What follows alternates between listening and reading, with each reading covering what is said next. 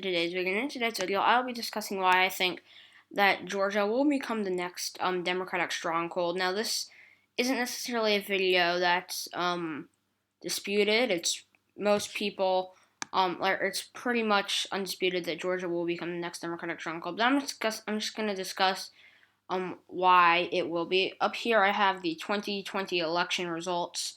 I think I did this from memory, so I might have gotten some things wrong. There was something I was unsure about. I don't remember what it was, but I think I got most of this right. So sorry if it isn't all right, but you get the general gist. Georgia was tilt blue. It went to Joe Biden by Here I have a county map. I'm on Pennsylvania right now. I'm actually using the reason I'm on Pennsylvania is because I'm making another election night for you guys. I want to see the county map. But Joe Biden won by literally 0.2%. He won by thousands of votes. So it was a very tight race. However, Jon Ossoff and David Perdue both won by lean margins. David Perdue, or Jon Ossoff and Raphael Warnock. David Perdue did not win. He lost to Jon Ossoff. It wouldn't be possible for it to be Jon Ossoff and David Perdue. Unless I guess they wrote, can you write in a runoff? I don't think you can. That might be a possibility. I don't know. But if you take a look at, sorry, that's the wrong tab. If you take a look at this, Jon Ossoff won by 1%, which is a lean margin. Had it been had it been 0.1 less, it would have been tilt, but lean nonetheless. And then Raphael Warnock won by 1.8, pretty large margin, especially in a state that's this incredibly close. So both of these seats were lean blue, and if you take a look at this, and I think this is pretty strong. I was up here at the age statistics because I was looking at this.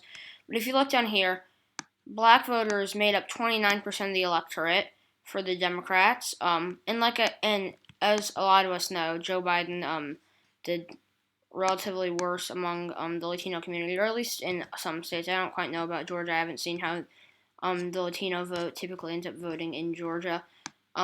But he still won every group except for the white vote, which is not very surprising.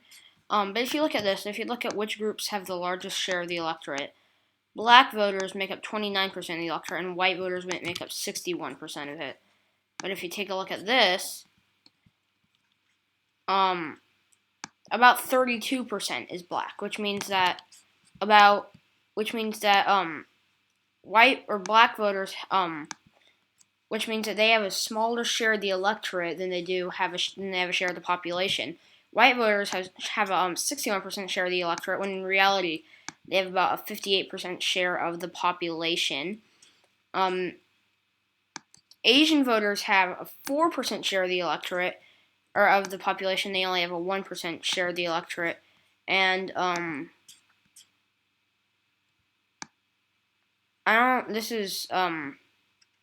I don't quite know what's going on with this because 3% some other race, and I think when you add all these up, they're probably around 6%.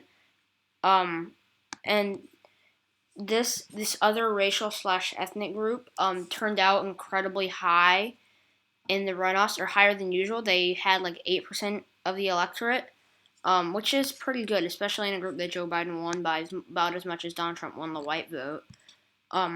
So as you can see, and this was so even when white voters had a larger share of the vote than minority voters, Joe Biden still managed to win. And when I don't know, I couldn't find any statistics for the runoffs and the exit polls, any racial exit polls, or I could find any, but I couldn't find any that showed the percentage of the vote, like which groups had which shares.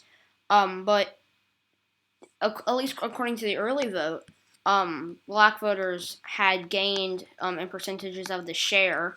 Same with other racial / ethnic group voters, to the point where it looked pretty much. It didn't look exactly like the racial makeup of the state, but it looked relatively similar. It looked definitely more comparable than what we're seeing right here. And even with not so comparable numbers, Democrats were still able to win. Now, this might have been just a Trump effect, but that's still showing something that even with not even with minority voters not having as large a share of the electorate as they do the population, they still or Democrats still won. And then when they had a more realistic, when the vote was more realistically shared, they won between and I think if you average it out, it was 1.4%, which is a lean margin. Like that's a larger margin than what Joe Biden won Arizona by. That's a larger margin than what he won Wisconsin by. That's comparable to what he won Michigan by.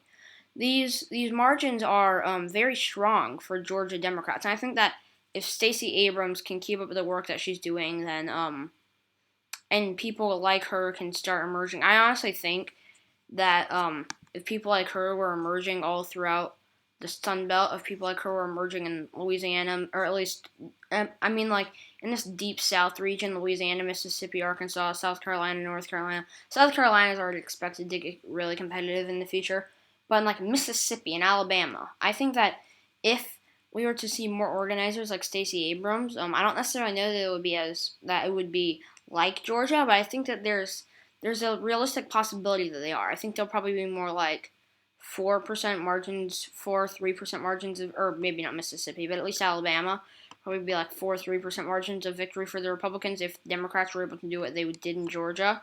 Um, but I think that as long as Democrats can keep these minority voters turning out, which they're probably gonna do, like a lot, DeKalb County, or not DeKalb County, or yeah, DeKalb County, which is one of those two Atlanta counties. I actually used to live there, but in DeKalb County, they actually had more turnout on election day of the runoffs than on presidential election day. And Georgia had historic turnout. They had the numbers were insane. The turnout was incredibly high in the regular election. It was insane, and it was higher on election day on the Georgia runoffs, the Senate runoffs, than on the presidential election day. I don't see why, if I were a voter at least, why I would turn out to vote and then just decide I'm not gonna vote anymore. Like, so what if it was the Trump effect? At least I would want to be taking part in our democracy. And I think a lot of voters, now they've started voting, I don't see why they would stop. If there's no candidates that they find acceptable, even third parties, then maybe they wouldn't. But a lot of these parties, like, split very heavily for the Democratic Party. At least a lot of these minority parties, black voters. Sorry about that. I accidentally exited that. But black voters have like an 88% share of the or black voters vote 88% for the Democrats. Latino voters 62%. We don't have any info on the Asian voters. Other racial / ethnic groups 58%. This is like 6 and 10, 6 and 10, 9 and 10 split for the Democratic Party, which is, and also white voters, which make up a little over half the electorate, a little over half the population as well. They while they do split for the Republican Party, it's about as heavily as Latino voters split for the Democratic Party. And obviously these voters split very heavily for, or I guess probably a little bit more. These voters obviously do split heavily for the Democratic Party, but there's in at least in the state of Georgia, not every state, but in the state of Georgia, typically they don't have as large of a presence as the white vote, and this enough of the white vote plus this black, Latino, and other racial / ethnic groups, and this Asian vote, I think that can really push them over the line, especially if a lot of these voters are still turning out to vote. I don't think that many of these voters will stop voting just because they don't want to vote. I don't think that's very realistic. I think that if anything, turnout's going to increase, and it's just going to keep on turnout's just going to keep on getting higher and higher. Is that the proper term for turnout? There's going to be increased turnout more and more, and I think that at this point, Georgia's not safe blue. If Donald Trump were to run again, and Democrats were to completely forget about it, say, oh, it's safe blue, I think that I don't necessarily think that will vote red. I still think there's a decent chance that it does vote blue. But I don't think that they can just completely forget about it. Because if they do, they might lose their grip on it, which could become a serious problem, especially if they lose their grip on it for the rest of the time, at least for the Democratic Party. But I think that if they can continue to campaign here, and there's a lot of people on the statewide level that are doing it, like Stacey Abrams has been. I think a lot of this is because of her, obviously. But if people are campaigning, at least on the statewide level in the state of Georgia, then I think that this state will slowly move over to being the next Democratic stronghold. Texas is slowly following in Georgia's footsteps, so it's taking a lot longer than Georgia. It's taking probably 4 to 8 years longer. It probably will be, I don't want to even say 4 years. It'll probably 8 years, maybe. It probably won't be where Georgia is right now, 4 years from now, and it might be 8 years from now. I think that I would definitely say that it will be 12 years from now, but for 8 years, I don't think it will be um, quite as close as Georgia. But like I said, Georgia gonna be the next Democratic stronghold. So yeah, thank you so much for watching. Please like and subscribe. Stay tuned for my next video. I have a couple of ideas for what I'm gonna film. I do have an election night for you guys. I might upload that, or I might upload another video. I have an idea. But I'm gonna upload those two in the next 2 days. So yeah, like I said, thanks so much for watching. Please like and subscribe, and I'll see you in whichever video I decide to upload, guys. Bye.